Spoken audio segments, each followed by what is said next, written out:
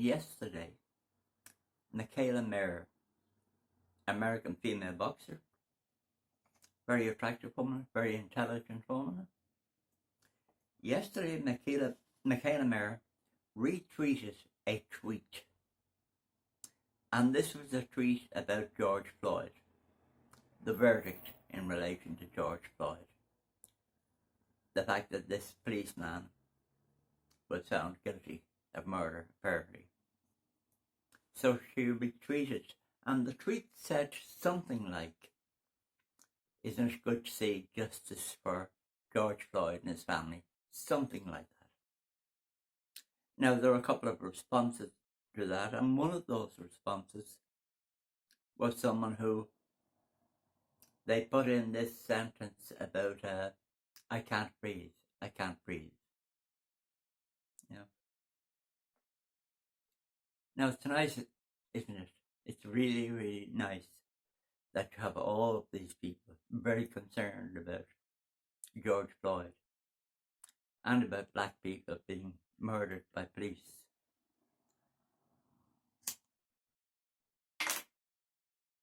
It really is very nice. So many people today are so concerned, particularly about black people in America and the violence that the police perpetrate against them. Now, of course, you might think that George Floyd said this thing about, I can't breathe, I can't breathe. But George Floyd did not say that. When the newspapers tell you that he said this, they're lying.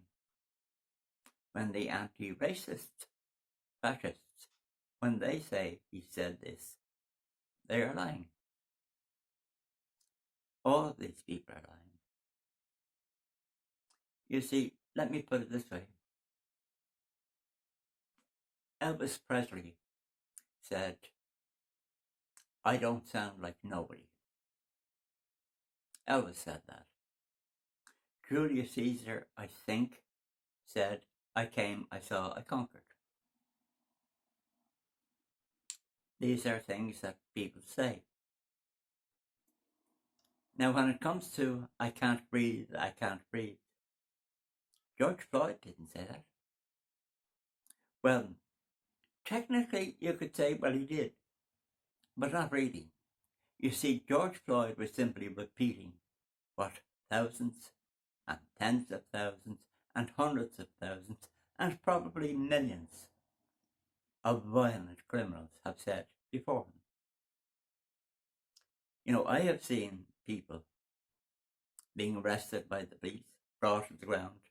I can't breathe, I can't breathe.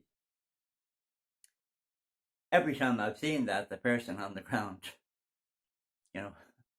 violent people. I saw for a policeman once, he had his knee, George Floyd said, he had his knee on the neck of this guy. It was in the city centre here in Dublin. And I remember standing there looking at that and thinking, I hope to God the police don't take their knee off the neck of this guy. Because he was big, he was strong, and he was angry. And very unpleasant stuff.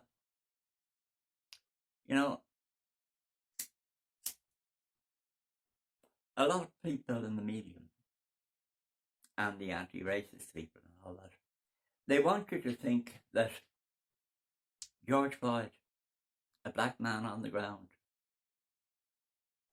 a white police officer with the knee on top of him, killing him. I can't breathe, I can't breathe. But this is a narrative that the media are trying to sell to you. You see, the media don't say this and then say, oh, by the way,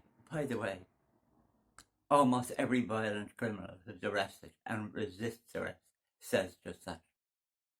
They don't say, oh, by the way, you stop any policeman on the street and he'll tell you he's heard that 100 times. Every Saturday night when the police are called out to a club because somebody started a fight, you'll hear that. I can't breathe, I can't breathe, let me up, I can't breathe. This is a narrative, and the object of this narrative is to mislead people, and it succeeds. Now,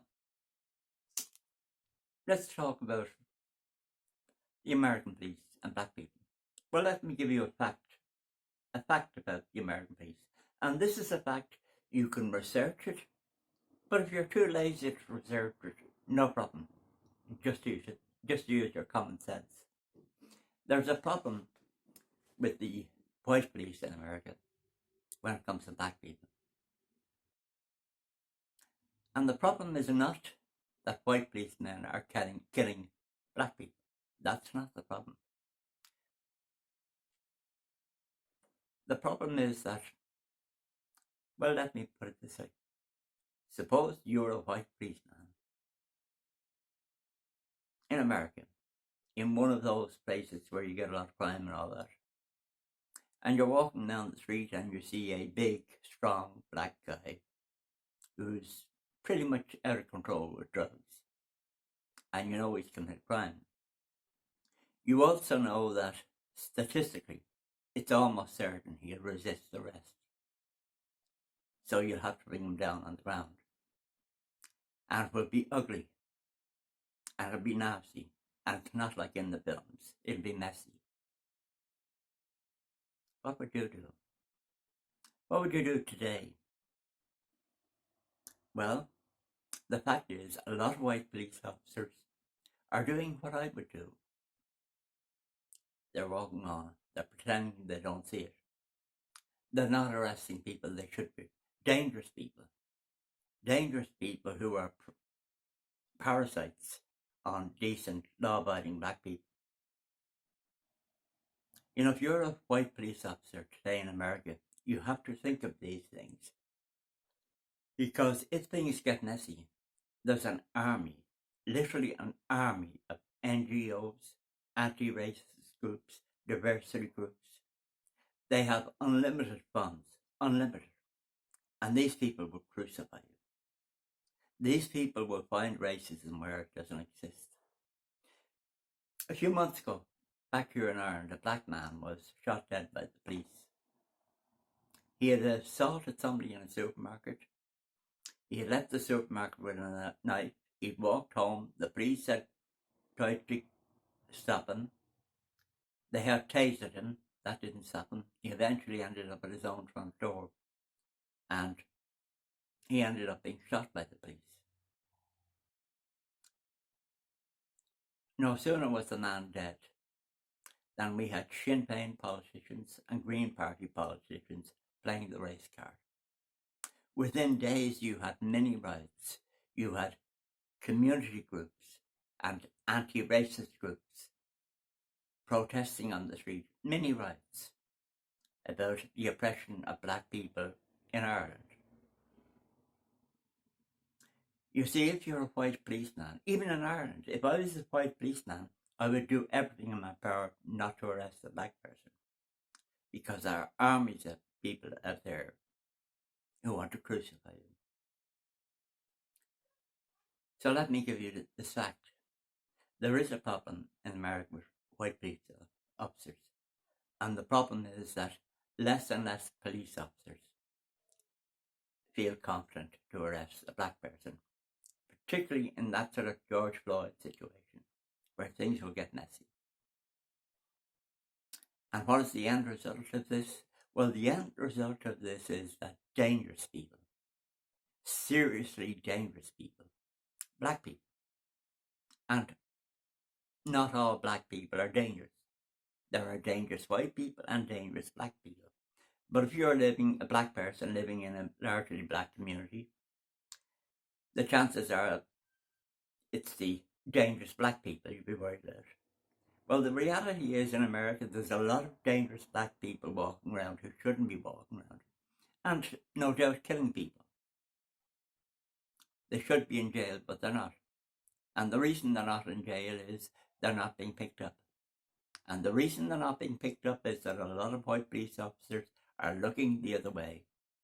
And you know that's true, and I know that's true, because I'd do it.